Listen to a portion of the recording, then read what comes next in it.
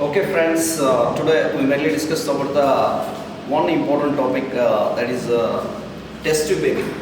ನಾನು ನಿಮ್ಮ ವೀರೇಶ್ ಮಾತನಾಡ್ತಾ ಇರೋದು MG Mahatma Gandhi KSIS study ಸರ್ಕಲ್ನಿಂದ.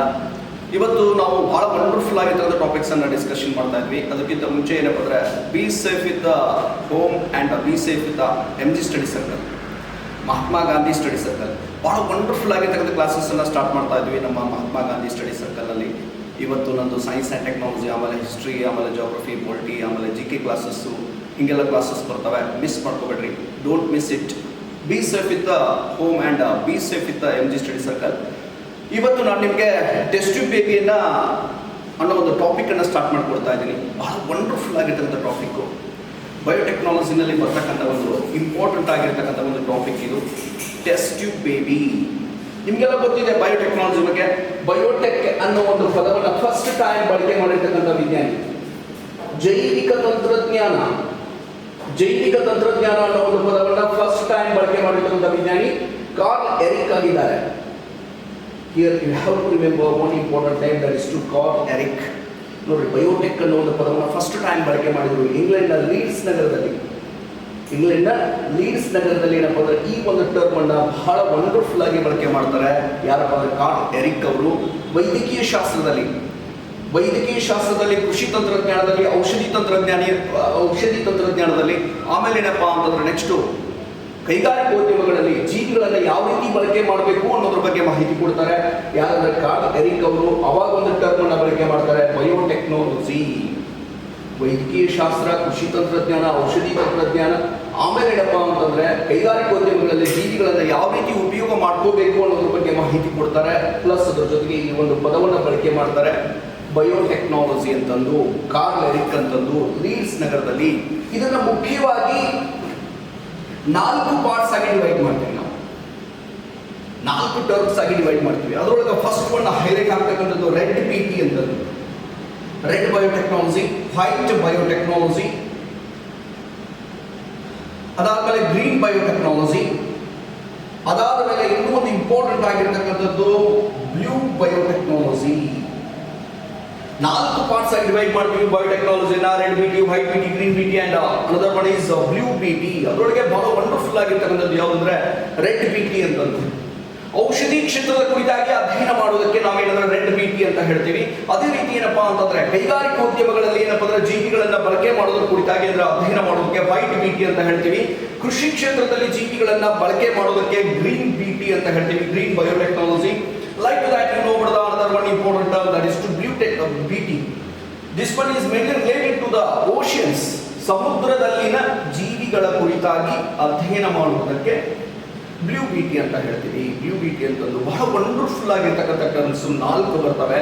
ಬೇರೆ ಬೇರೆ ಮಾಧ್ಯಮದಲ್ಲಿ ಬೇರೆ ಬೇರೆ ರೀತಿಯಾಗಿರ್ತಕ್ಕಂಥ ಜೀವಿಗಳನ್ನು ಬಳಕೆ ಮಾಡ್ತೀವಿ. ಫಾರ್ ಎಕ್ಸಾಂಪಲ್ ಯಾವುದಪ್ಪ ಅಂದರೆ ನೋಡ್ರಿ, ಮನುಷ್ಯನಿಗೆ ಬಹಳ ಉಪಯುಕ್ತವಾಗಿರ್ತಕ್ಕಂಥ ಜೀವಿ ಇದು. ಯಾವುದಪ್ಪ ಅಂದ್ರೆ ಈಕೋಲೈ ಅಂತಂದು, ಇನ್ಸುಲಿನ್ ತಯಾರಿಸಲು ಬಳಸಲಾಗುವ ಬ್ಯಾಕ್ಟೀರಿಯಾ ಈಕೋಲೈ ಅಂತಂದು. ನೋಡ್ರಿ, ಈಕೋಲೈ ಅಂತಂದು ಮನುಷ್ಯನಿಗೆ ಬಹಳ ಇಂಪಾರ್ಟೆಂಟ್ ಆಗಿರ್ತಕ್ಕಂಥದ್ದು. ಅದೇ ರೀತಿ ಏನಪ್ಪ ಅಂದ್ರೆ ಒಂದು 4-5 ಸಲ ಹೇಳಿದ ಕ್ವಶನ್ಸ್ ಇದು. BT ಬದನೆಯಲ್ಲಿರುವ BT ಪದ ಇದನ್ನು ಸೂಚಿಸುತ್ತದೆ, ದಟ್ ಇಸ್ ಟು ಬ್ಯಾಸಿಲಸ್ ತುರಿಂಜೆನ್ಸಿಸ್.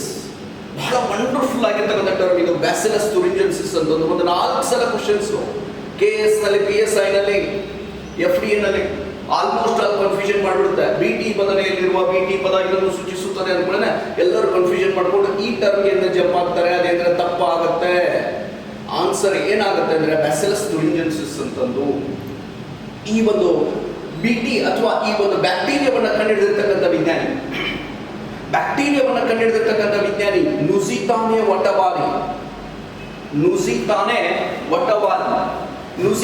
ವಟವಾರಿ ಅಂತಂದು. ನೋಡಿ, ಜಪಾನ್ ದೇಶದ ವಿಜ್ಞಾನಿ ಈ ಒಂದು ಬ್ಯಾಕ್ಟೀರಿಯಾವನ್ನ ಕಂಡುಹಿಡಿತಾನೆ 1909ರಲ್ಲಿ. ನುಜಿತಾನೆ ವಟವಾರಿ ಅಂತಂದು ಇದರ ಮೊದಲ ಪ್ರಯೋಗ ಅಂದ್ರೆ BT ಹತ್ತಿಯ ಪ್ರಯೋಗ. ಇನ್ನೂ ವಿಶೇಷವಾಗಿರ್ತಕ್ಕಂಥದ್ದು ಏನಪ್ಪಾ ಅಂದ್ರೆ BT ಹತ್ತಿಯ ಪ್ರಯೋಗ ಆಗಿದ್ದು ಕರ್ನಾಟಕದಲ್ಲಿ, ಅದು ಧಾರವಾಡ ಕೃಷಿ ವಿಶ್ವವಿದ್ಯಾನಿಲಯದಲ್ಲಿ. ನೋಡ್ರಿ, ಕಂಡು ಹಿಡಿದವರು ಅಮೆರಿಕದವರು, ಕಂಡು ಹಿಡಿದಿರ್ತಕ್ಕಂಥ ವಿಜ್ಞಾನಿ ಜಪಾನ್ದವರು, ಆದರೆ ಪ್ರಯೋಗ ಆಗಿದ್ದು ಮಾತ್ರ ಧಾರವಾಡ ಕೃಷಿ ವಿಶ್ವವಿದ್ಯಾಲಯದಲ್ಲಿ. ಯಾವುದೇ ದೇಶಗಳು ಏನಂದ್ರೆ ಇದಕ್ಕೆ ಪರ್ಮಿಷನ್ ಕೊಡೋದಿಲ್ಲ. ಪರ್ಮಿಷನ್ ಕೊಟ್ಟಿರ್ತಕ್ಕಂಥ ಮೊದಲನೇ ದೇಶ ಅಂದ್ರೆ ಭಾರತ. ಅದು ಇದರ ಮೊದಲನೇ ಬೆಳೆ ಯಾವ್ದಪ್ಪ ಅಂದ್ರೆ BT ಹತ್ತಿ. ಇಲ್ಲೇ ಒಂದು 4 ಕ್ವಶನ್ಸ್ ನಮಗೆ ಹೈಲೈಟ್ ಆಗ್ತವೆ. ಜಗತ್ತಿನ ಮೊದಲ BT ಬೆಳೆ ಇದಾಗಿದೆ ಅಂದಾಗ BT ಹತ್ತಿ ಕೊಡಬೇಕು. ಜಗತ್ತಿನ ಮೊದಲ BT ಆಹಾರ ಅಂದಾಗ ಏನಂದ್ರೆ BT ಟೊಮ್ಯಾಟೊ ಕೊಡಬೇಕು. BT ಟೊಮ್ಯಾಟೊ ಅಂತಂದು BT ಟೊಮ್ಯಾಟೊ ಕೊಡಬೇಕು. ಜಗತ್ತಿನ ಮೊದಲ ಆಹಾರ ಅಂದಾಗ BT ಟೊಮ್ಯಾಟೊ, ಮೊದಲ ಬೆಳೆ ಅಂದಾಗ BT ಹತ್ತಿ. ಭಾರತದಲ್ಲಿ ವಿವಾದಕ್ಕೆ ಒಳಗಾದ ಆಹಾರ ಅಂದಾಗ BT ಸಾಸಿವೆ ಕೊಡಬೇಕು. BT ಸಾಸಿವೆ ನಮ್ಮಲ್ಲಿ ತಿಂತಕ್ಕಂಥ ಒಂದು ಆಹಾರ ಪದಾರ್ಥಗಳಿಗೆ ಪರ್ಮಿಷನ್ ಕೊಟ್ಟಿಲ್ಲ. BT ಫುಡ್ಗೆ ಪರ್ಮಿಷನ್ ಕೊಟ್ಟಿಲ್ಲ. ಮೊದಲನೇ ಮುಖ್ಯ ಕಾರಣ ಇದರ ಪೇಟೆಂಟ್ ಮಾಲೀಕತ್ವ ಇರೋದು ಅಮೆರಿಕದವ್ರಿಗೆ. ನಾವು ಏನೇ ಬೆಳೆದ್ರು ಕೂಡ ಲಾಭ ಆಗೋದು ಅಮೆರಿಕದವ್ರಿಗೆ. ಹೀಗಾಗಿ ಇದಕ್ಕೆ ಪರ್ಮಿಷನ್ ಕೊಟ್ಟಿಲ್ಲ. ನಾವೇನೇ ಏನೋ ತಿನ್ನೋದಿದ್ರು ಕೂಡ ಜವಾರಿನೇ ತಿನ್ನೋದು, ನಮ್ಮಲ್ಲಿ ಇರ್ತಕ್ಕಂಥ ಫುಡ್ ಮಟೀರಿಯಲ್ಸ್ ತಿನ್ನೋದು. ಈ ರೀತಿ ಕಲಬೆರಕೆ ತಿನ್ನುವಂಗಿಲ್ಲ. ಯಾಕಂದ್ರೆ ಈ ಒಂದು ಫ್ಯಾಕ್ಟರಿ ಇದೆಯಲ್ಲ, BT ಬದನೆಯನ್ನ, BT ಸೌತೆಕಾಯಿಯನ್ನ, BT ಟೊಮ್ಯಾಟೊವನ್ನ, BT ಸಾಸಿವೆಯನ್ನ ತಿಂದ ಮೇಲೆ ನಮ್ಮಲ್ಲಿ ಹೋಗಿ ನಮ್ಮ ದೇಹದಲ್ಲಿ ಇರ್ತಕ್ಕಂಥ DNA ರಚನೆಯ ಮೇಲೆ ಎಫೆಕ್ಟ್ ಅನ್ನು ಉಂಟು ಮಾಡುತ್ತೆ. ಇದು ನೆಕ್ಸ್ಟ್ ಅಬ್ನಾರ್ಮಲ್ ಆಗಿರ್ತಕ್ಕಂಥ ಮಕ್ಕಳು ಹುಟ್ಟಲಿಕ್ಕೆ ಕಾರಣ ಆಗುತ್ತೆ. ಇದನ್ನು ತಪ್ಪಿಸ್ಲಿಕ್ಕೆ ಏನಪ್ಪಾ ಅಂದ್ರೆ ಈ ಒಂದು ತಿಂತಕ್ಕಂಥ ಆಹಾರ ಪದಾರ್ಥಗಳಿಗೆ ಪರ್ಮಿಷನ್ ಕೊಟ್ಟಿಲ್ಲ, ಆದ್ರೆ ಇದಕ್ಕೆ ಪರ್ಮಿಷನ್ ಕೊಟ್ಟಿದ್ದೀವಿ. BT ಹತ್ತಿಗೆ ಪರ್ಮಿಷನ್ ಕೊಟ್ಟಿವಿ. ಕಾರಣ ಸಿಂಪಲ್, ಇದನ್ನು ತಿನ್ನೋದಿಲ್ಲ ಇದೆ. ಅದರೊಳಗೆ ಸ್ವಲ್ಪ ನಿಮಗೆ ಏನಂದ್ರೆ ಹೈಲೈಟ್ ಮಾಡಿದೆ, ವಿವಾದಕ್ಕೆ ಒಳಗಾಗಿರುವ ಆಹಾರ BT ಸಾಸಿವೆ. ಇದಕ್ಕೆ ಪರ್ಮಿಷನ್ ಬೆಳೆಯಲಿಕ್ಕೆ ನಮ್ಮಲ್ಲಿ ಏನಪ್ಪಾ ಅಂದ್ರೆ ಯಾವುದೇ ರೀತಿಯಾಗಿರ್ತಕ್ಕಂಥ ರಿಯಾಯಿತಿ ಇಲ್ಲ. ಇದು ನಾವು ಬೆಳೆಯೋದೇ ಇಲ್ಲ ಸಾಸಿವೆಯನ್ನು, BT ಸಾಸಿವೆಯನ್ನ. ನಮ್ಮಲ್ಲಿ ಇರೋದು ಜವಾರಿ ಸಾಸಿವೆ, ಆದ್ರೂ ಕೂಡ BT ಸಾಸಿವೆಯನ್ನು ತಿಂತಾ ಇದ್ದೀವಿ. ಅದಕ್ಕೆ ಮುಖ್ಯ ಕಾರಣ ಒಂದು ದೇಶ ಚೈನಾ. ನೋಡಿ, ಚೈನಾದವರು ಇದನ್ನ ನಮ್ಮಲ್ಲಿ ಏನಂದ್ರೆ ಜವಾರಿ ಸಾಸಿವೆ ಜೊತೆಗೆ ಮಿಕ್ಸಪ್ ಮಾಡಿದ್ದಾರೆ. ಹೀಗಾಗಿ ಬಹಳಷ್ಟು ವಿವಾದಕ್ಕೆ ಕಾರಣವಾಗಿರ್ತಕ್ಕಂಥದ್ದು. ಒಂದೇ ಸಿಂಪಲ್ ಕ್ವಶನ್, ಭಾರತದಲ್ಲಿ ವಿವಾದಕ್ಕೆ ಒಳಗಾದ ಆಹಾರ BT ಸಾಸಿವೆ. ಭಾರತದ ಅಥವಾ ಜಗತ್ತಿನ ಮೊದಲ ಆಹಾರ ಅಂದಾಗ BT ಟೊಮ್ಯಾಟೊ. ಜಗತ್ತಿನ ಮೊದಲ ಬೆಳೆ ಅಂದಾಗ BT ಹತ್ತಿ. ಮೊದಲ ಪ್ರಯೋಗ, BTಯ ಮೊದಲ ಪ್ರಯೋಗ ಅಂದಾಗ ಧಾರವಾಡ ಕೃಷಿ ವಿಶ್ವವಿದ್ಯಾನಿಲಯ. BT ಅಥವಾ ಬ್ಯಾಸಿಲಸ್ ತುರಿಂಜೆನಿಸಿಸ್ ಅನ್ನೋ ಒಂದು ಬ್ಯಾಕ್ಟೀರಿಯಾವನ್ನು ಕಂಡಿರ್ತಕ್ಕಂಥ ವಿಜ್ಞಾನಿ ಅಂದಾಗ ನ್ಯೂಸಿ ತಾನೆ ವಟಬಾರಿ ಅಂತಂದು ಬಹಳ ವಂಡರ್ಫುಲ್ ಆಗಿರ್ತಕ್ಕಂಥದ್ದು. ಇದರಿಂದ ಲಾಭನೂ ಇದೆ, ನಷ್ಟನೂ ಇದೆ. ಇದನ್ನೇನಾದ್ರೂ ಭಾರತದಲ್ಲಿ ಪರ್ಮಿಷನ್ ಕೊಟ್ಬಿಟ್ರೆ ಬಡವರಿಗೆ ಆಹಾರ ಸಮಸ್ಯೆ ಕಂಪ್ಲೀಟ್ ಆಗಿ ನಿವಾರಣೆ ಆಗುತ್ತೆ. ಆದ್ರೆ ಒಂದೇ ಒಂದು ಸೈಡ್ ಎಫೆಕ್ಟ್ ಏನಪ್ಪಾ ಅಂದ್ರೆ ಇದು DNA ರಚನೆಯನ್ನ ಬದಲಾವಣೆ ಮಾಡುತ್ತೆ. ನಮ್ಮಲ್ಲಿ ಬಹಳಷ್ಟು ಮ್ಯೂಟೆಂಟ್ ಆಗಿರ್ತಕ್ಕಂಥ ಮಕ್ಕಳು ಹುಟ್ಟಲಿಕ್ಕೆ ಕಾರಣ ಆಗುತ್ತೆ. ಹೀಗಾಗಿ ನಮ್ಮಲ್ಲಿ ಸರ್ಕಾರದವರು ಇದಕ್ಕೆ ಪರ್ಮಿಷನ್ ಕೊಡ್ತಾ ಇಲ್ಲ, ಇದಕ್ಕೆ ಕೊಡ್ತಾ ಇದ್ದಾರೆ. ಇನ್ನೂ ಒಂದು ಮೇನ್ ರೀಸನ್ ಏನಪ್ಪಾ ಅಂದ್ರೆ ಇದ್ರ ಮಾಲೀಕತ್ವ ಯಾರ ಕಡೆ ಇದೆ ಅಂದ್ರೆ ಅಮೆರಿಕನ್ ಕಡೆ ಇದೆ. ಅವರು ಬಿಟ್ಕೊಡ್ಲಿಕ್ಕೆ ತಯಾರಿಲ್ಲ. ಹೀಗಾಗಿ ಟ್ಯಾಕ್ಸ್ ಎಲ್ಲ ಏನಪ್ಪ ಅಂದ್ರೆ ದುಡ್ಡೆಲ್ಲ ಯಾವ ದೇಶಕ್ಕೆ ಹೋಗುತ್ತೆ ಅಂದ್ರೆ ಅಮೆರಿಕದ ಹೋಗುತ್ತೆ. ಹೀಗಾಗಿ ನಮ್ಮಲ್ಲಿ ಪರ್ಮಿಷನ್ ಇಲ್ಲ. ಇದು ಬಹಳಷ್ಟು ಸಮಸ್ಯೆಯನ್ನು ಉಂಟು ಮಾಡುತ್ತೆ ಭಾರತದ ಸಾಂಪ್ರದಾಯಿಕ ಕೃಷಿ ಪದ್ಧತಿಗೆ. ಬಹಳಷ್ಟು ವಿವಾದವನ್ನು ಉಂಟು ಮಾಡುತ್ತೆ, ಸಮಸ್ಯೆಯನ್ನು ಉಂಟು ಮಾಡುತ್ತೆ. ಹೀಗಾಗಿ ಇದಕ್ಕೆ ಅನುಮತಿಯನ್ನು ನೀಡಲಾಗಿಲ್ಲ. ಬಹಳ ವಂಡರ್ಫುಲ್ ಆಗಿರ್ತಕ್ಕಂಥದ್ದು BT ಬದನೆ, BT ಹತ್ತಿ, BT ಸಾಫ್ಟ್ವೇರ್ ಅಂತ ಹೇಳ್ತೀವಿ. ಇದಾದ್ಮೇಲೆ ಈ ಬಯೋಟೆಕ್ನಾಲಜಿನಲ್ಲಿ ಬರ್ತಕ್ಕಂಥ ಕೆಲವೊಂದಿಷ್ಟು ಇಂಪಾರ್ಟೆಂಟ್ ಆಗಿರ್ತಕ್ಕಂಥ ಟರ್ಮ್ಸ್ ಬಗ್ಗೆ ನಿಮಗೆ ಹೈಲೈಟ್ ಮಾಡ್ತಾ ಹೋಗ್ತೀನಿ. ಅದರೊಳಗೆ ಮೊದಲಿದ್ದು ಬಹಳ ವಂಡರ್ಫುಲ್ ಆಗಿರ್ತಕ್ಕಂಥದ್ದು ಯಾವುದಪ್ಪ ಅಂದ್ರೆ ಕ್ಲೋನಿಂಗ್ ಅಂತಂದು, ತದ್ರೂಪ ಸೃಷ್ಟಿ ಅಂತ ಹೇಳ್ತೀವಿ. ಕ್ಲೋನಿಂಗ್ ಅಥವಾ ತದ್ರೂಪ ಸೃಷ್ಟಿ. ನೋಡ್ರಿ, ತದ್ರೂಪ ಸೃಷ್ಟಿ ಅಂತಂದು, ಕ್ಲೋನಿಂಗ್ ಅಂತಂದು ಜಗತ್ತನ್ನೇ ತನ್ನತ್ರ ಏನಂದ್ರೆ ತಿರುಗಿ ನೋಡೋ ಹಾಗೆ ಮಾಡಿರ್ತಕ್ಕಂಥ ಒಂದು ತಂತ್ರಜ್ಞಾನ ಇದು. ತದ್ರೂಪ ಸೃಷ್ಟಿ ಅಂತ ಹೇಳ್ತೀವಿ. ತದ್ರೂಪ ಸೃಷ್ಟಿ, ಕ್ಲೋನಿಂಗ್ ಅಥವಾ ತದ್ರೂಪ ಸೃಷ್ಟಿ ಅಂತ ಹೇಳ್ತೀವಿ. ಬಹಳ ವಂಡರ್ಫುಲ್ ಆಗಿರ್ತಕ್ಕಂಥದ್ದು, ಬಹಳ ವಂಡರ್ಫುಲ್ ಆಗಿರ್ತಕ್ಕಂಥದ್ದು. ಇದನ್ನ ಫಸ್ಟ್ ಟೈಮ್ ಅಂದ್ರೆ ಇಂಟ್ರೊಡ್ಯೂಸ್ ಮಾಡಿರ್ತಕ್ಕಂಥ ವಿಜ್ಞಾನಿ ಯಾರಪ್ಪ ಅಂದ್ರೆ ಡಾಕ್ಟರ್ ಇಯಾನ್ ವಿಲ್ಮಟ್ ಅಂತಂದು. ಡಾಕ್ಟರ್ ಇಯಾನ್ ವಿಲ್ಮಟ್ ಅಂತಂದು ಸ್ವಿಟ್ಜರ್ಲೆಂಡ್ ಅವರು. ಡಾಕ್ಟರ್ ಇಯಾನ್ ವಿಲ್ಮಟ್ ಅಂತ ಹೇಳ್ತೀವಿ. ಸ್ವಿಟ್ಜರ್ಲೆಂಡ್ ಅವರು ಬರ್ತಾರೆ. ಡಾಲಿ ಅನ್ನೋ ಒಂದು ಕುರಿಯನ್ನು ರೆಡಿ ಮಾಡ್ತಾರೆ. ಇದನ್ನ ಕ್ಲೋನಿಂಗ್ ಅಂತ ಹೇಳ್ತೀವಿ. ಇವ್ರ ಹೆಸರನ್ನ ನೆನಪಿಟ್ಕೋಬೇಕು. KS ನಲ್ಲಿ ಬರುತ್ತೆ, ಆಮೇಲೆ PSI ನಲ್ಲಿ ಬರುತ್ತೆ, KS ಮೇನ್ಸ್ ನಲ್ಲೂ ಕೂಡ ಬರುತ್ತೆ. ಕಂಟಿನ್ಯೂಸ್ ಕ್ವಶನ್ ಇದೆ. ಕ್ಲೋನಿಂಗ್ ಅಥವಾ ಸ್ಟೆಮ್ ಟಿಶ್ಯೂ ಕಲ್ಚರ್ ಅಂತದ್ದು, ಕಾಂಡಕೋಶ ಕೃಷಿ ತಂತ್ರಜ್ಞಾನ ಅಂತ ಹೇಳ್ತೀವಿ. ಅದರೊಳಗೆ ಕಂಟಿನ್ಯೂಸ್ ಆಗಿ 1 ಅಥವಾ 2 ಕ್ವಶನ್ಸ್ ಅನ್ನು ಹೈಲೈಟ್ ಮಾಡ್ತಾರೆ. ಇವ್ರ ಮೇಲೆ ಇಲ್ಲಾಂದ್ರೆ ಆ ಕುರಿ ಮೇಲೆ. ಆ ಕುರಿ ಹೆಸರು ಏನಪ್ಪ ಅಂದ್ರೆ ಡಾಲಿ ಅಂತದ್ದು. 1997ರಲ್ಲಿ ಇದನ್ನ ಫಸ್ಟ್ ಟೈಮ್ ರೆಡಿ ಮಾಡ್ತಾರೆ. ಯಾರಪ್ಪ ಅಂದ್ರೆ ಇಯಾನ್ ವಿಲ್ಮಟ್ ಅವರು. ಕ್ಲೋನಿಂಗ್ ಅಥವಾ ತದ್ರೂಪ ಸೃಷ್ಟಿ ಅಂತ ಹೇಳ್ತೀವಿ. ತದ್ರೂಪ ಸೃಷ್ಟಿಯ ಪಿತಾಮಹ. ಯಾವುದೇ ಒಂದು ಜೀವಿಯ ಒಂದು ಜೀವಕೋಶದ ಸಹಾಯದಿಂದ ಯಾವುದೇ ಒಂದು ಜೀವಿಯ ಜೀವಕೋಶದ ಸಹಾಯದಿಂದ ಅದೇ ರೀತಿಯಾದ ರೂಪವನ್ನು ಹೊಂದಿರತಕ್ಕಂಥ ಇನ್ನೊಂದು ಜೀವಿಯನ್ನು ಸೃಷ್ಟಿ ಮಾಡೋದಕ್ಕೆ ನಾವೇನಂತ ಹೇಳ್ತೀವಿ ಅಂತಂದ್ರೆ ತದ್ರೂಪ ಸೃಷ್ಟಿ ಅಥವಾ ಕ್ಲೋನಿಂಗ್ ಅಂತ ಹೇಳ್ತೀವಿ. ತದ್ರೂಪ ಸೃಷ್ಟಿ ಅಥವಾ ಕ್ಲೋನಿಂಗ್ ಅಂತ ಹೇಳ್ತೀವಿ. ಬಹಳ ವಂಡರ್ಫುಲ್ ಆಗಿರ್ತಕ್ಕಂಥ ಟರ್ಮ್ ಇದು. ನೋಡ್ರಿ, ಈವರೆಗೆ ಏನಾದ್ರು ಡಿಸ್ಕಷನ್ ಮಾಡಿದ್ವಿ ಬಯೋಟೆಕ್ನಾಲಜಿ, ಕಾರ್ಲ್ ಎರಿಕು, ಲೀಡ್ಸ್ ನಗರ, ಆಮೇಲೆ ನೆಕ್ಸ್ಟ್ BT ಹತ್ತಿ, ಆಮೇಲೆ BT ಟೊಮ್ಯಾಟೊ, ಆಮೇಲೆ ವಿವಾದಕ್ಕೆ ಒಳಗಾಗಿರ್ತಕ್ಕಂಥ ಆಹಾರ BT ಸಾಸಿವೆ. ಅದಾದ ಮೇಲೆ ನೆಕ್ಸ್ಟ್ ಏನಪ್ಪ ಅಂದ್ರೆ ಹೈಲೈಟ್ ಆಗ್ತಕ್ಕಂಥದ್ದು ಈಕೋಲೈ ಅಂತಂದು, ಇನ್ಸುಲಿನ್ ತಯಾರು ಮಾಡಲಿಕ್ಕೆ ಬಳಕೆ ಮಾಡ್ತಕ್ಕಂಥ ಒಂದು ಬ್ಯಾಕ್ಟೀರಿಯಾ ಇದು ಈಕೋಲೈ ಅಂತಂದು. ಅದಾದ್ಮೇಲೆ ಈ ಒಂದು ಬಯೋಟೆಕ್ನಾಲಜಿನಲ್ಲಿ 4 ವಿಧಗಳು ಬರ್ತವೆ: red BT, white BT, green BT, blue BT. ಔಷಧಿ ಕ್ಷೇತ್ರದ ಕುರಿತಾಗಿ ಅಧ್ಯಯನ ಮಾಡಿದರೆ ರೆಡ್ BT, ಕೈಗಾರಿಕೆಗಳಲ್ಲಿ ಜೀವಿಗಳನ್ನು ಬಳಕೆ ಮಾಡಿದರೆ ವೈಟ್ BT, ಅದೇ ರೀತಿ ಕೃಷಿ ಮಾಧ್ಯಮದಲ್ಲಿ ಜೀವಿಗಳನ್ನು ಬಳಕೆ ಮಾಡಿದರೆ ಗ್ರೀನ್ BT, ಅದೇ ರೀತಿ ಸಮುದ್ರದಲ್ಲಿನ ಜೀವಿಗಳನ್ನ ಅಧ್ಯಯನ ಮಾಡಿದರೆ ಬ್ಲೂ BT ಅಂತಂದು. ಅದರೊಳಗೆ ಫಸ್ಟ್ ಟಾಪಿಕ್ ತಗೊಂಡಿದ್ದೀನಿ ಕ್ಲೋನಿಂಗ್ ಅಂತದ್ದು, ತದ್ರೂಪ ಸೃಷ್ಟಿ. ಅದರ ಪಿತಾಮಹ, ಫಾದರ್ ಆಫ್ ಕ್ಲೋನಿಂಗ್ ಅಂತ ಹೇಳ್ತೀವಿ, ಡಾಕ್ಟರ್ ಇಯಾನ್ ಮಿಲ್ಮಟ್ ಅಂತಂದು. ಯಾವುದೇ ಒಂದು ಜೀವಿಯ ಒಂದು ಜೀವಕೋಶದ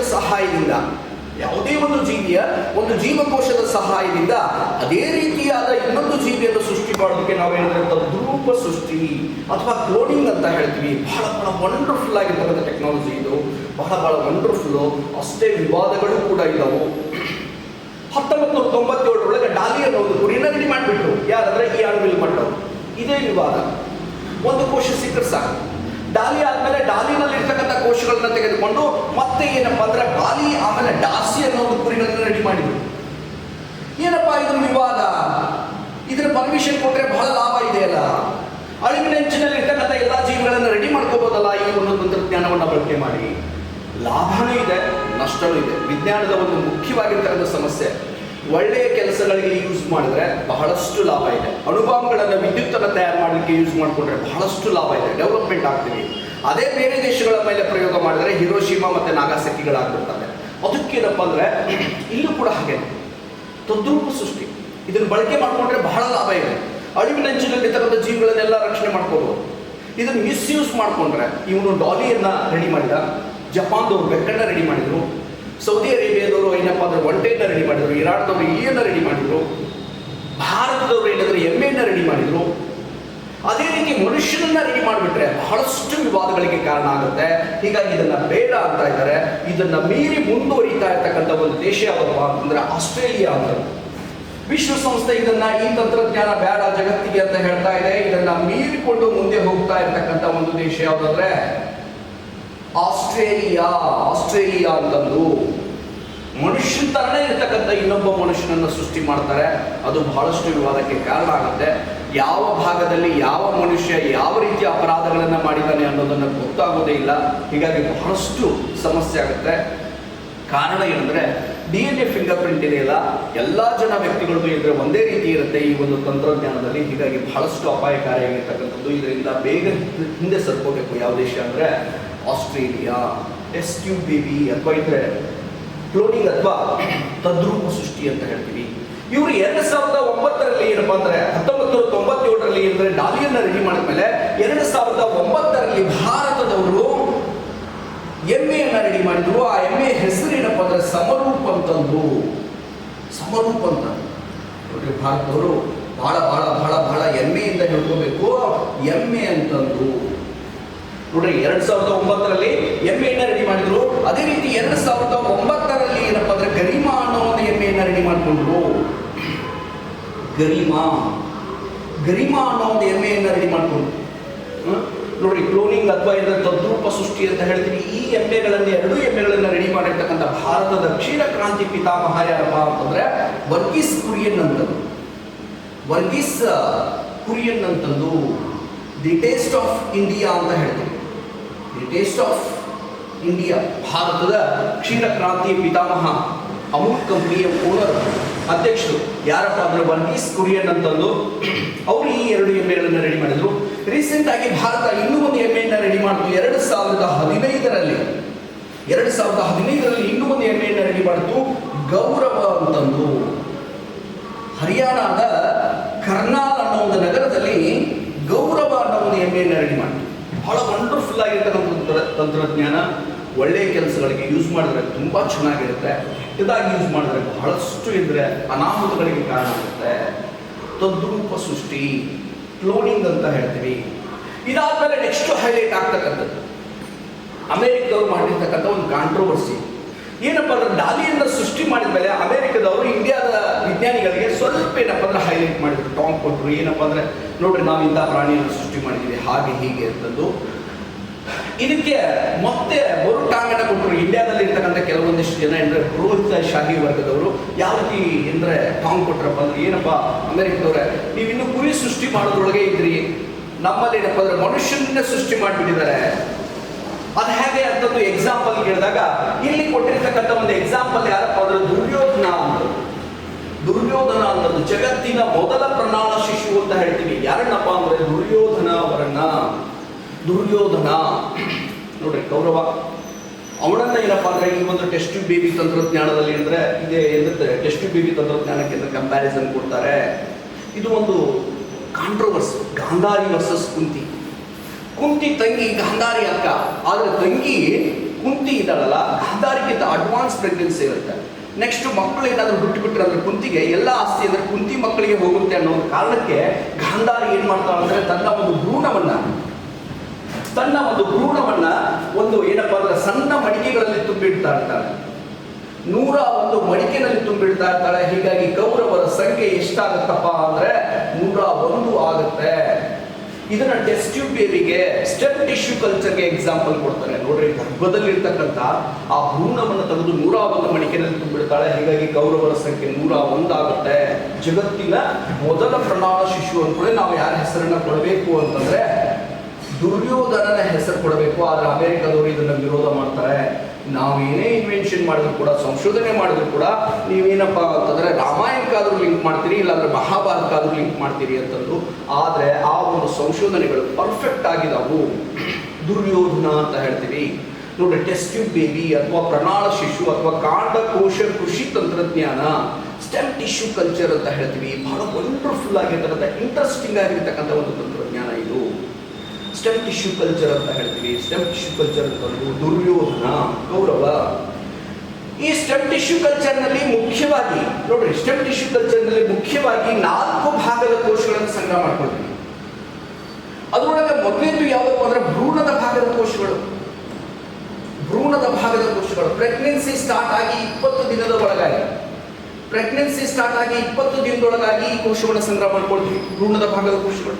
ಈ ಕೋಶಗಳನ್ನ ಸಂಗ್ರಹ ಮಾಡಿಕೊಂಡ್ರೆ ಹೃದಯ ಬೇಕಾದ್ರೆ ಹೃದಯವನ್ನು ಡೆವಲಪ್ ಮಾಡ್ಕೋಬಹುದು, ಕಿಡ್ನಿ ಬೇಕಾದ್ರೆ ಕಿಡ್ನಿಯನ್ನು ಡೆವಲಪ್ ಮಾಡ್ಕೋಬಹುದು, ಆಮೇಲೆ ಏನಪ್ಪ ಅಂದ್ರೆ ಲಿವರ್ ಬೇಕಾದ್ರೆ ಲಿವರ್ ಅನ್ನು ಡೆವಲಪ್ ಮಾಡ್ಕೋಬಹುದು. ಆಮೇಲೆ ಅದೇ ರೀತಿಯಾಗಿರ್ತಕ್ಕಂಥ ಇನ್ನೂ ಒಂದು ಬೇಕಾದ್ರೆ ಮಗುವನ್ನು ಕೂಡ ಡೆವಲಪ್ ಮಾಡ್ಕೋಬಹುದು. ಅದನ್ನೇನಪ್ಪ ಅಂದ್ರೆ ಭ್ರೂಣದ ಭಾಗದ ಕೋಶಗಳು ಅಂತ ಹೇಳ್ತೀವಿ. ಅದೇ ರೀತಿ ಇನ್ನೂ ಒಂದು ಭಾಗದ ಕೋಶಗಳು ಹೊಕ್ಕಳು ಬಳ್ಳಿಯ ಕೋಶಗಳು. ತಾಯಿ ಮತ್ತೆ ಮಗುವಿನ ನಡುವೆ ಇರತಕ್ಕಂಥ ಒಂದು ಲಿಂಕ್ ಇದು ಹೊಕ್ಕಳು ಬಳ್ಳಿ. ಆ ಭಾಗದ ಕೋಶಗಳನ್ನ ಸಂಗ್ರಹ ಮಾಡಿಕೊಂಡ್ರೆ ನಾವು ಹೃದಯವನ್ನು ಡೆವಲಪ್ ಮಾಡ್ಬೋದು, ಕಿಡ್ನಿಯನ್ನು ಡೆವಲಪ್ ಮಾಡ್ಬೋದು, ಲಿವರ್ ಅನ್ನು ಡೆವಲಪ್ ಮಾಡ್ಬೋದು. ಆದರೆ ಮಗುವನ್ನು ಮಾತ್ರ ಡೆವಲಪ್ ಮಾಡ್ಲಿಕ್ಕೆ ಬರೋದಿಲ್ಲ.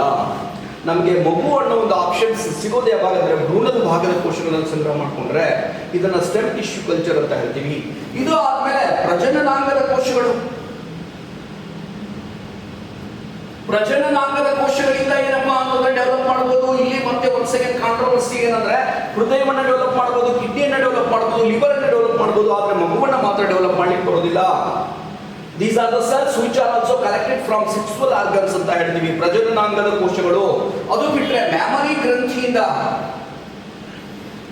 ಗ್ರಂಥಿಯಿಂದ ಚೆಸ್ಟ್ ರೀಸನ್ ಇಂದ ಏನಪ್ಪಾ ಅಂತಂದ್ರೆ ಕೋಶಗಳನ್ನ ಸಂಗ್ರಹ ಮಾಡ್ಕೊಂಡ್ರೆ ಇದು ಕೂಡ ಕಾಂಟ್ರವರ್ಸಿ. ಏನಪ್ಪಾ ಅಂತಂದ್ರೆ ಹೃದಯವನ್ನು ಡೆವಲಪ್ ಮಾಡಬಹುದು, ಕಿಡ್ನಿಯನ್ನು ಡೆವಲಪ್ ಮಾಡಬಹುದು, ಲಿವರ್ ಅನ್ನು ಡೆವಲಪ್ ಮಾಡಬಹುದು. ಆದ್ರೆ ಮಗುವನ್ನ ಮಾತ್ರ ಡೆವಲಪ್ ಮಾಡ್ಲಿಕ್ಕೆ ಬರೋದಿಲ್ಲ.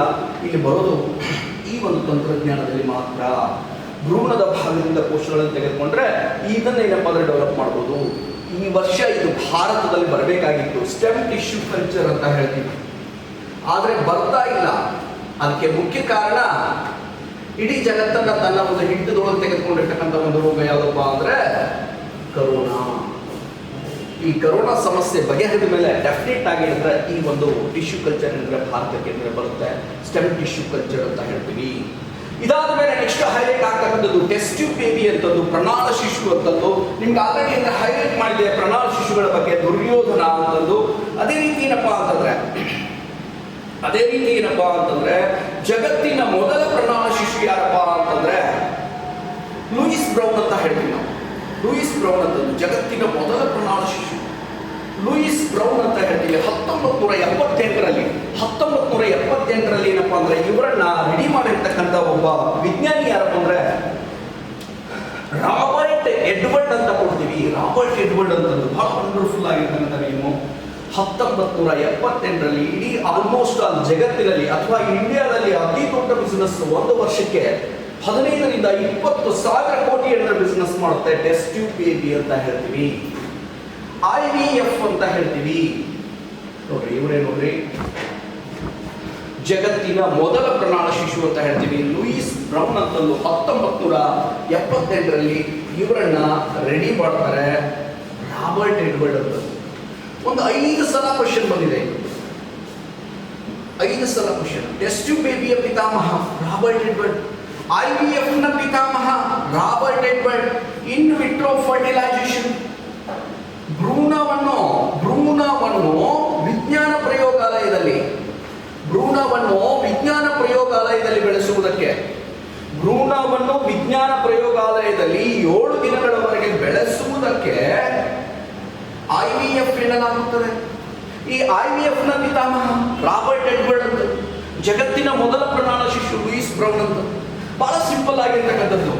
ಸಮಸ್ಯೆ ಇರ್ತಕ್ಕಂಥ ಹೆಣ್ಣು ಮಕ್ಕಳ ಕಡೆಯಿಂದ ಏನ್ ಮಾಡ್ತೀವಿ ಅಂದ್ರೆ ಅಂಡಾಣುವನ್ನು ತೆಗೆದುಕೊಳ್ತೀವಿ, ಅವರ ಯಜಮಾನ ಕಡೆಯಿಂದ ಸ್ಪರ್ಮ್ಗಳನ್ನು ತೆಗೆದುಕೊಳ್ತೀವಿ.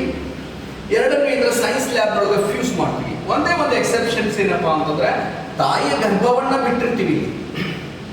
ತಾಯಿ ಗರ್ಭವನ್ನ ಬಿಟ್ಟು ವಿಜ್ಞಾನ ಪ್ರಯೋಗಾಲಯದಲ್ಲಿ ಏನಪ್ಪಾ ಅಂದ್ರೆ 7 ದಿನಗಳವರೆಗೆ ಭ್ರೂಣವನ್ನ ಬೆಳೆಸುವ ವಿಧಾನಕ್ಕೆ ನಾವೇನಂತ ಹೇಳ್ತೀವಿ, IVF ಅಂತ ಹೇಳ್ತೀವಿ. 7 ದಿನಗಳ ನಂತರ ಮತ್ತೆ ಇದನ್ನೇ ಅಂದ್ರೆ ತಾಯಿಯ ಗರ್ಭಕ್ಕೆ ಶಿಫ್ಟ್ ಮಾಡಿ ಏನಂದ್ರೆ ಮಗುವನ್ನ ಡೆವಲಪ್ ಮಾಡ್ತಕ್ಕಂಥ ಒಂದು ತಂತ್ರಜ್ಞಾನಕ್ಕೆ ನಾವೇನಂತ ಹೇಳ್ತೀವಿ ಅಂದ್ರೆ ಟೆಸ್ಟ್ ಟ್ಯೂಬ್ ಬೇಬಿ, ಪ್ರಣಾಳ ಶಿಶು ಅಂತ ಹೇಳ್ತೀವಿ. ಪ್ರಣಾಳ ಶಿಶು ಅಂತಂದು ಒರಿಜಿನಲ್ ತಾಯಿನಾದ್ರೂ ಬಳಕೆ ಮಾಡ್ಬೋದು, ಇಲ್ಲಾಂದ್ರೆ ಬಾಡಿಗೆ ತಾಯಿನಾದ್ರೂ ಬಳಕೆ ಮಾಡ್ಬೋದು.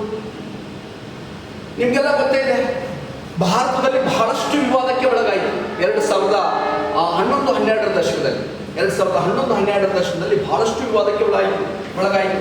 ಅಬ್ರಾಹಂ ಅಂತಂದು ಶಾರುಖ್ ಖಾನ್ ಅವರ 3ನೇ ಮಗು ಅಬ್ರಾಹಂ ಅಂತಂದು. ಇಲ್ಲಿ ಬಾಡಿಗೆ ತಾಯಿ ಯಾರಾದ್ರೆ ಸುಧನ್ವಿ ಅಂತಂದು. ಬಾಡಿಗೆ ತಾಯಿ ಯಾರಾದ್ರೆ ಸುಧನ್ವಿ, ನಿಜವಾದ ತಾಯಿ ಯಾರಾದ್ರೆ ಗೌರಿ ಖಾನ್ ಅಂತ. ಶಾರುಖ್ ಖಾನ್ ಅವರು ತಮ್ಮ ತರನೇ ಇರ್ತಕ್ಕಂಥ ಬೇಬಿಯನ್ನು ರೆಡಿ ಮಾಡಿಸಿದ್ರು. ಆ ಬೇಬಿ ಹೆಸರಿನಿಂದ ಅಬ್ರಾಹಂ ಖಾನ್ ಅಂತಂದು. ಅಂಡಾಣುವನ್ನು ತೆಗೆದುಕೊಳ್ಳೋದು, ಸ್ಪರ್ಮನ್ನು ತೆಗೆದುಕೊಳ್ಳೋದು ಇಂಡಿಯಾದಲ್ಲಿ ದೊಡ್ಡ ಸಮಸ್ಯೆ ಇದು. ಅತಿ ಹೆಚ್ಚು ಏನಪ್ಪಾ ಅಂದ್ರೆ ಲಿಂಗ ತಾರತಮ್ಯಕ್ಕೆ ಕಾರಣ ಆಗುತ್ತೆ. ಎಲ್ಲರೂ ಏನ್ ಮಾಡ್ತಾರೆ, ಗಂಡು ಮಗುವಿಗೆ ಪ್ರಿಫರೆನ್ಸ್ ಕೊಡ್ತಾರೆ. ಮತ್ತೆ ಇದರ ಲಿಂಗ ತಾರತಮ್ಯ ಹೆಣ್ಣು ಮಕ್ಕಳ ಮೇಲೆ ದೌರ್ಜನ್ಯಕ್ಕೆ ಕಾರಣ ಆಗುತ್ತೆ. ಅದಕ್ಕೆ ಇದನ್ನ ಬೇಡ, ನಿಷೇಧ ಮಾಡಲಿ ಅಂತ ಹೇಳ್ತಾರೆ. ಆದ್ರೂ ಕೂಡ ಇದನ್ನ ಏನಾದ್ರು ಬಳಕೆ ಮಾಡ್ಕೊಳ್ತಾರೆ. ಆಲ್ಮೋಸ್ಟ್ ಅಲ್ಲೆಲ್ಲ ಜನ ನೋಡಿ, ಸುಧನ್ವಿ ಬಾಡಿಗೆ ತಾಯಿ ಇವರು ಜೀವಂತವಾಗಿ ಇದ್ದಾರೋ ಇಲ್ಲೋ ಅನ್ನೋದೇ ವಿವಾದ.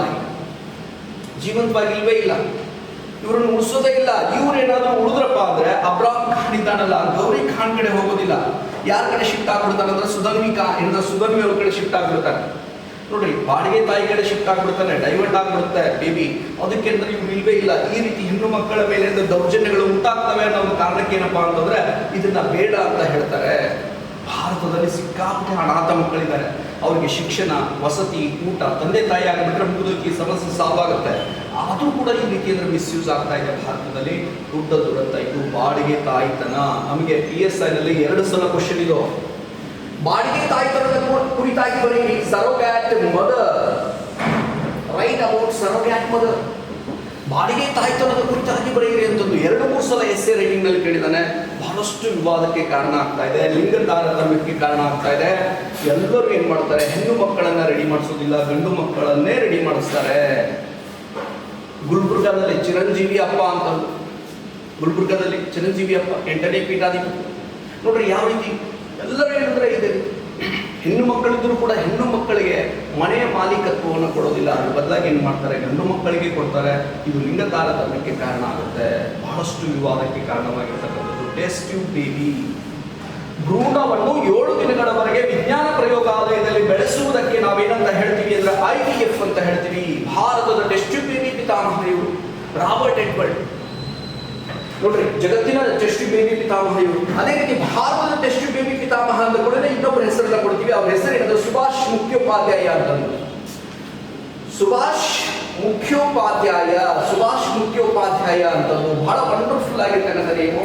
ಸುಭಾಷ್ ಮುಖ್ಯೋಪಾಧ್ಯಾಯ ಅಂತಂದು ಬಹಳ ವಂಡರ್ಫುಲ್ ಆಗಿರ್ತಕ್ಕಂಥ ನೇಮು. ಏನಪ್ಪಾ ಅಂದ್ರೆ ಸುಭಾಷ್ ಮುಖ್ಯೋಪಾಧ್ಯಾಯ ಅಂತಂದು ಭಾರತದ ಮೊದಲ ಪ್ರಣಾಳ ಶಿಶು ಯಾರಪ್ಪ ಅಂತಂದ್ರೆ ದುರ್ಗಾ ಅಥವಾ ಕಾಣುಪ್ರಿಯ ಅಗರ್ವಾಲ್ ಅಂತ ಹೇಳ್ತೀವಿ. ಅಂತದ್ದು. ನೋಡ್ರಿ, ಇವ್ರು ಏನಪ್ಪಾ ಅಂದ್ರೆ ಸುಭಾಷ್ ಮುಖ್ಯೋಪಾಧ್ಯಾಯ ಅಂತಂದು, ಇವ್ರು ಏನಪ್ಪಾ ಅಂತಂದ್ರೆ ದುರ್ಗಾ ಅಂತಂದು ಅಥವಾ ಕಾಣುಪ್ರಿಯ ಅಗರ್ವಾಲ್ ಅಂತ ಹೇಳ್ತೀವಿ. 1978ರಲ್ಲಿ ಏನಪ್ಪಾ ಅಂದ್ರೆ ಟೆಸ್ಟ್ ಟ್ಯೂಬ್ ಬೇಬಿಯನ್ನ ತಯಾರು ಮಾಡ್ತಾರೆ ಕಲ್ಕತ್ತಾದಲ್ಲಿ. ಹೆಸರೇನಪ್ಪಾ ಅಂದ್ರೆ ಸುಭಾಷ್ ಮುಖ್ಯೋಪಾಧ್ಯಾಯ ಅಂತ ಹೇಳ್ತೀವಿ. ಸುಭಾಷ್ ಮುಖ್ಯೋಪಾಧ್ಯಾಯ ಅಂತಂದು, ಡಾಕ್ಟರ್ ಸುಭಾಷ್ ಮುಖ್ಯೋಪಾಧ್ಯಾಯ ಅಂತಂದು ಇವ್ರೇಂದ್ರೆ ದುರ್ಗಾ ಅಂತಂದು ಜಗತ್ತಿನ ಅಥವಾ ಭಾರತದ ಮೊದಲ ಟೆಸ್ಟ್ ಟ್ಯೂಬ್ ಬೇಬಿ. ನೋಡ್ರಿ, ಭಾರತದ ಮೊದಲ ಪ್ರಣಾಳ ಶಿಶು ದುರ್ಗಾ ಅಂತಂದು. ಭಾರತದ 2ನೇ ಪ್ರಣಾಳ ಶಿಶು ಬೇಬಿ ಹರ್ಷ ಅಂತಂದು. ಬಹಳ ವಂಡರ್ಫುಲ್ ಆಗಿರ್ತಕ್ಕಂಥದ್ದು ಬೇಬಿ ಹರ್ಷ ಅಂತಂದು.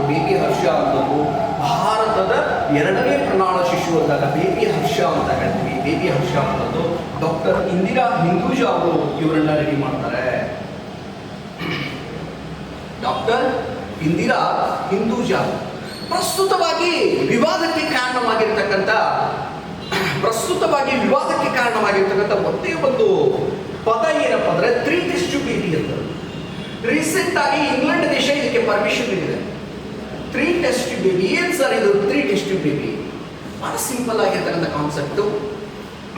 3 ಟೆಸ್ಟ್ ಟ್ಯೂಬ್ ಬೇಬಿ. ಒಂದು ಅಂಡಾಣುವಿನಲ್ಲಿ 3 ಜನರಿಗೆ ಸಂಬಂಧಪಟ್ಟಿರ್ತಕ್ಕಂಥ ಜೀನ್ಸ್ ಅನ್ನ ಆಡ್ ಮಾಡೋದು. ಇಂಗ್ಲೆಂಡ್ ಒಂದು ಪ್ರಿನ್ಸಿಪಲ್. ಮಗು ಏನಾದ್ರೂ ಹುಟ್ಟುತ್ತಪ್ಪ ಅಂದ್ರೆ ಅದು ಇಂಗ್ಲೆಂಡ್ ದೇಶಕ್ಕೆ ಏನಾದ್ರೂ ಒಂದು ಕೊಡುಗೆ ಕೊಡ್ಲೇಬೇಕು ಅನ್ನೋ ಒಂದು ಉದ್ದೇಶದಿಂದ ಏನಪ್ಪ ಅಂದ್ರೆ ಈ ಒಂದು ತಂತ್ರಜ್ಞಾನವನ್ನು ಬಳಕೆಗೆ ತರ್ತಾ ಇದ್ದಾರೆ. 3 ಟೆಸ್ಟ್ ಟ್ಯೂಬ್ ಬೇಬಿ ಅಂತಂದು ಒಬ್ಬ ವ್ಯಕ್ತಿ ಕಡೆಯಿಂದ ಎತ್ತರಕ್ಕೆ ಸಂಬಂಧಪಟ್ಟಿರ್ತಕ್ಕಂಥ ಜೀನ್ಸ್ ತೆಗೆದುಕೊಳ್ಳೋದು, ಒಬ್ಬನ ಕಡೆಯಿಂದ ಇದ್ರೆ ಮೆದುಳಿಗೆ ಸಂಬಂಧಪಟ್ಟಿರ್ತಕ್ಕಂಥ ಜೀನ್ಸ್ ಅನ್ನು ತೆಗೆದುಕೊಳ್ಳೋದು, ಒಬ್ಬನ ಕಡೆಯಿಂದ ಏನಾದ್ರೆ ಚರ್ಮದ ಬಣ್ಣಕ್ಕೆ ಸಂಬಂಧಪಟ್ಟಿರ್ತಕ್ಕಂಥ ಜೀನ್ಸ್ ಅನ್ನು ತೆಗೆದುಕೊಳ್ಳೋದು. 3 ಜನ ವ್ಯಕ್ತಿಗಳ ಕಡೆಯಿಂದ ಜೀನ್ಸ್ ಅನ್ನು ತೆಗೆದುಕೊಂಡು ಮಗುವನ್ನ ರೆಡಿ ಮಾಡೋದಕ್ಕೆ ನಾವೇನಂತ ಹೇಳ್ತೀವಿ 3 ಟೆಸ್ಟ್ ಟ್ಯೂಬ್ ಬೇಬಿ ಅಂತಂದು. ಬಹಳಷ್ಟು ವಿವಾದಕ್ಕೆ ಕಾರಣ ಆಗ್ತಾ ಇದೆ. ಒಂದೇ ಸಿಂಪಲ್ ಕಾಂಟ್ರವರ್ಸಿ ಏನಪ್ಪ ಅಂದ್ರೆ ಇಲ್ಲಿ ತಂದೆ ಹೆಸರು ಒಬ್ಬರದೇ ಹೇಳುವಂಗಿಲ್ಲ, 3 ಜನರದ್ದು ಹೇಳಬೇಕಾಗುತ್ತೆ. ಒಬ್ಬರು ಎತ್ತರಕ್ಕೆ ಸಂಬಂಧಪಟ್ಟಿರ್ತಕ್ಕಂಥ ಜೀನ್ಸ್ ಕೊಟ್ಟಿರ್ತಾರೆ, ಇನ್ನೊಬ್ರು ಮೆದುಳಿನ ಸಾಮರ್ಥ್ಯಕ್ಕೆ ಸಂಬಂಧಪಟ್ಟಿರ್ತಕ್ಕಂಥ ಜೀನ್ಸ್ ಕೊಟ್ಟಿರ್ತಾರೆ, ಇನ್ನೊಬ್ರು ಚರ್ಮದ ಬಣ್ಣಕ್ಕೆ ಸಂಬಂಧಪಟ್ಟಿರ್ತಕ್ಕಂಥ ಜೀನ್ಸ್ ಅನ್ನು ಕೊಟ್ಟಿರ್ತಾರೆ. ಇದನ್ನ ಓವರ್ಟೇಕ್ ಮಾಡಿಕೊಂಡು ಇಂಗ್ಲೆಂಡ್ನವ್ರು ಇನ್ನೂ ಏನ್ ಮಾಡ್ತಾ ಇದ್ದಾರೆ ಅಂದ್ರೆ 10 ಟೆಸ್ಟ್ ಟ್ಯೂಬ್ ಬೇಬಿ ಅಂತ ಕೊಡ್ತಾ ಇದ್ದಾರೆ. ಇನ್ನೂ ವಿವಾದಕ್ಕೆ ಕಾರಣವಾಗುತ್ತೆ. ಇದು ಮತ್ತಷ್ಟು ವಿವಾದಕ್ಕೆ ಕಾರಣ ಆಗುತ್ತೆ. 10 ಟೆಸ್ಟ್ ಟ್ಯೂಬ್ ಬೇಬಿ ಅಂತಂದು 10 ಜನರ ಹೆಸರು ಹೇಳಬೇಕಾಗತ್ತೆ. ಹೀಗಾಗಿ ಬಹಳಷ್ಟು ಕಾಂಟ್ರವರ್ಸಿಯಲ್ ಆಗಿರ್ತಕ್ಕಂಥದ್ದು. ಭಾರತದಲ್ಲಿ ಇದಕ್ಕೆ ಅನುಮತಿ ನೀಡಿಲ್ಲ.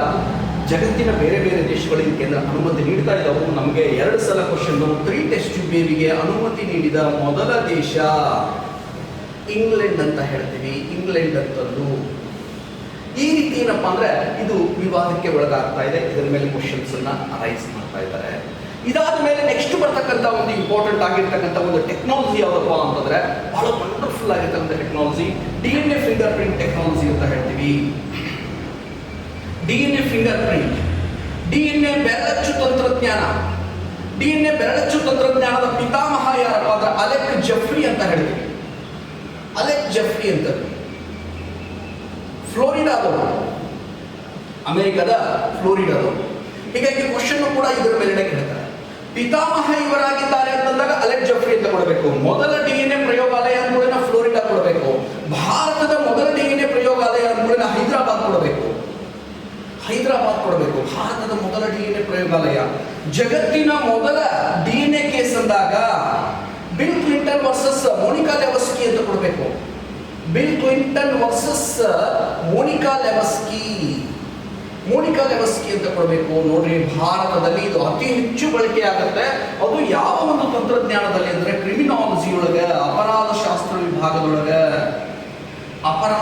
ವಿಭಾಗ. ಯಾವುದೇ ಕೇಸ್ಗಳನ್ನು ತೆಗೆದುಕೊಡ್ರಿ, ಲಾಸ್ಟಿಗೆ ಬಂದು ನಿಂತ್ಕೊಳ್ಳೋದು DNA ಟೆಸ್ಟಿಗೆ. ಡಿಆಕ್ಸಿರೈಬೋಸ್ ನ್ಯೂಕ್ಲಿಕ್ ಆಸಿಡ್ ಅಂತ ಹೇಳ್ತೀವಿ. ಓಕೆ, ಬಹಳ ವಂಡರ್ಫುಲ್ ಆಗಿರ್ತಕ್ಕಂಥ ಟಾಪಿಕ್ಸು. ಇದೇ ರೀತಿ ಅಂದರೆ ಇನ್ನೂ ಕೆಲವೊಂದಿಷ್ಟು ಅಂದರೆ ಇಂಪಾರ್ಟೆಂಟ್ ಆಗಿರ್ತಕ್ಕಂಥ ಟಾಪಿಕ್ಸ್ ಅಂದರೆ ನಾವು ಹೈಲೈಟ್ ಮಾಡ್ತಾ ಇರ್ತೀವಿ. ಕಂಟಿನ್ಯೂಸ್ ಆಗಿ ನಮ್ಮ ಯೂಟ್ಯೂಬ್ ಚಾನಲ್ಗೆ ಸಬ್ಸ್ಕ್ರೈಬ್ ಆಗಿ.